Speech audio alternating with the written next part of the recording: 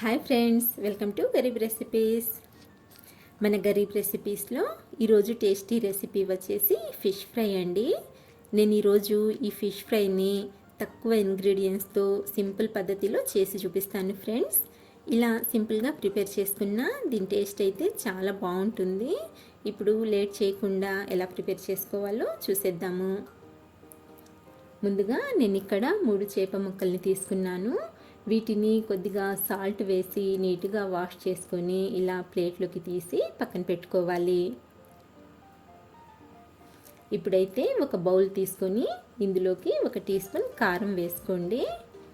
అలాగే మంచి కలర్ కోసం 1/2 టీ స్పూన్ పసుపుని కూడా యాడ్ చేసుకోండి. ఆ తర్వాత రుచికి సరిపడా సాల్ట్ని యాడ్ చేసుకోవాలండి. నేనైతే ఇక్కడ 1/2 టీ స్పూన్ సాల్ట్ వేసాను. అలాగే 1 టీ స్పూన్ అల్లం వెల్లుల్లి పేస్ట్ని కూడా యాడ్ చేసుకోండి. ఇప్పుడైతే ఇక్కడ చూడండి ఫ్రెండ్స్, ఇది చెక్క లవంగాల పొడి అండి.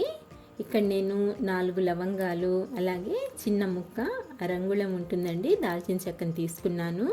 వీటిని మెత్తటి పొడిలాగా చేసుకొని ఈ పొడిని ఇందులోకి యాడ్ చేస్తున్నాను. దీనివల్ల మంచి ఫ్లేవర్ వస్తుందండి. టేస్ట్ అయితే చాలా సూపర్గా ఉంటుంది. ఈ పొడి ఒక్కటి వేస్తే సరిపోతుందండి. ఇంకా ఎలాంటి స్పైసెస్ వేయాల్సిన అవసరం లేదు. టేస్ట్ అయితే చాలా అంటే చాలా బాగుంటుంది. ఇప్పుడు వీటిని ఇలా ఒకసారి పేస్ట్ లాగా బాగా కలుపుకొని తీసుకోవాలి.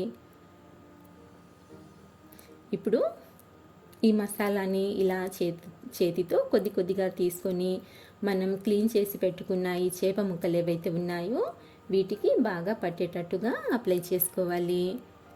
ఇక్కడ చూడండి, ఇక్కడ నేను చూపించే విధంగా కొద్దిగా ఈ మసాలాని తీసుకొని ఈ చేప ముక్కలకి 2 వైపులా బాగా పట్టేటట్టుగా ఇలా అప్లై చేసుకోవాలి. చూడండి, ఈ విధంగా మసాలా అంతా అప్లై చేసుకున్నాక ఇప్పుడు ఈ చేప ముక్కల్ని ఒక అరగంట పాటు పక్కన పెట్టేసుకుందాము. అరగంట తర్వాత ఇక్కడ నేను మీకు తీసి చూపిస్తానండి. చూడండి, ఈ చేప ముక్కలు ఇంత చక్కగా మ్యారినేట్ అయిపోయినాయో. ఇప్పుడు వీటిని పక్కన పెట్టుకొని స్టవ్ ఆన్ చేసుకుందాము. స్టవ్ ఆన్ చేసుకొని ప్యాన్ పెట్టుకొని ఇందులోకి 3 టేబుల్ స్పూన్ల వరకు ఆయిల్ని వేసి హీట్ చేసుకోవాలి. ఆయిల్ వేడయ్యాక మనం ముందుగా మ్యారినేట్ చేసి పెట్టుకున్న ఈ చేప ముక్కలు ఏవైతే ఉన్నాయో వీటిని ఈ ఆయిల్లోకి స్లోగా వేసుకోవాలి. ఇలా చేప ముక్కల్ని యాడ్ చేసుకున్నాక ఇప్పుడు గ్యాస్ని అయితే లో ఫ్లేమ్లోకి టర్న్ చేసుకోవాలండి. ఆ తర్వాత ఒక 7 నుంచి 8 నిమిషాల వరకు ఈ చేప ముక్కల్ని ఫ్రై చేసుకోవాలి. ఇక్కడ చూడండి, 8 నిమిషాల వరకు ఇలా లో ఫ్లేమ్ మీద ఫ్రై చేసుకున్నాక ఇంకొక వైపుకి ఒక గరిటె సాయంతో ఇలా స్లోగా టర్న్ చేసుకోండి. ఇక్కడ చూడండి, నేనైతే ఇక్కడ 3 చేప ముక్కల్ని ఒకేసారి వేసేసానండి. మీరు ఒక్కొక్క చేప ముక్కనైనా వేసుకొని చాలా ఈజీగా ఫ్రై చేసుకోవచ్చు. కాకపోతే కొంచెం టైం ఎక్కువ పడుతుంది అంతే.